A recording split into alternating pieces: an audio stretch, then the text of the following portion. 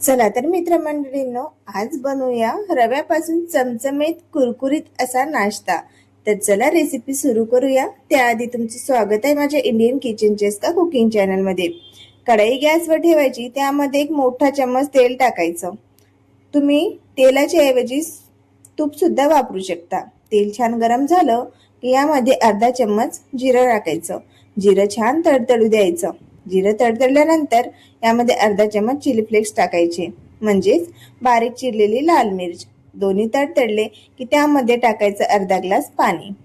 पाण्याची क्वांटिटी तुम्ही कमी जास्त करू शकता। आता पाणी थोडं गरम झालं की यामध्ये मीठ घालून घ्यायचं। मीठ टाकलं की एकदा त्याला ढवळून द्यायचं। नंतर यामध्ये 1 कप बारीक सुजी टाकायची, म्हणजेच अथवा रवा टाकायचा। रव्याला छान मिक्स करून द्यायचं। गॅसचा फ्लेम हा कमी ठेवायचा। आता छान एकसर मिक्स झालं की गॅसचा फ्लेम हा आपण बंद करायचा। गॅसचा फ्लेम बंद करून त्यावर 2 ते 3 मिनिट झाकण ठेवायचं।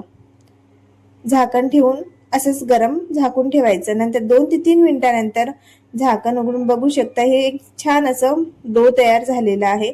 आता याला एका मोठ्या प्लेटमध्ये काढून घेऊया आणि थोडं थंड करून घेऊया, एवढं की त्याला आपण हात लावू शकणार इतकं। तर आता हे थोडे अलगद गरम आहे, तर आपण याला हात लावू शकतो। आता यामध्ये 2 उकडलेले बटाटे किस करून टाकायचे। तर आता इथे 2 बटाटे वापरलेले आहे मी, तुम्ही कमी जास्त करू शकता। सोबतच थोडं चिमूटभर मीठ टाकायचं। हिरवा चिरलेला कोथिंबीर घालायचा आणि यामध्ये थोडं मी चिली फ्लेक्स आणखी टाकत आहे। कमी जास्त तुम्हाला चवीनुसार तुम्ही करू शकता। तुम्हाला जास्त तिखट लागत असेल तर तुम्ही थोडं जास्त वापरू शकता। यामध्ये तुम्ही कुठल्याही भाज्या म्हणजे गाजर, शिमला मिर्च वगैरे पण टाकू शकता, चवीनुसार तुम्हाला आवडत असेल तर। आता छान मिक्स करून घ्यायचं आणि बघा एक डो तयार झालेला आहे। आता एक मोठी प्लेट घ्यायची।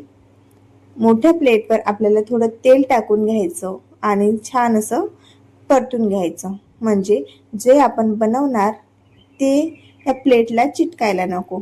तर तेल लावून घेतलं, हाताने तो मोठा उंडा यावर ठेवायचा आणि हातानेच आपण याला आकार द्यायचा।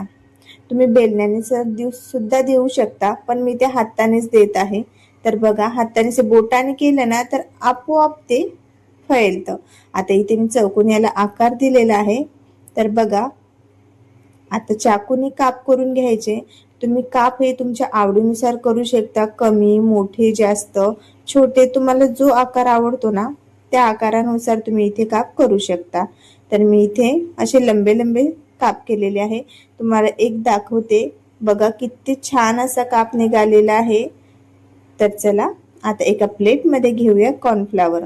अगदी 2 चम्मच घेतलेले आहे। यामध्ये थोडं पाणी टाकायचं, जास्त पाणी नाही टाकायचं, एकदम पातळ स्लरी नाही बनवायची आपल्याला। तर इथे थोडं पाणी टाकून याला छान मिक्स करून घेतलं। सोबतच ब्रेड क्रम्ब घेतलेला आहे, एक स्लरी घ्यायची आणि यामध्ये डीप करून नंतर मग ब्रेड क्रम्ब त्याला लावून घ्यायचं।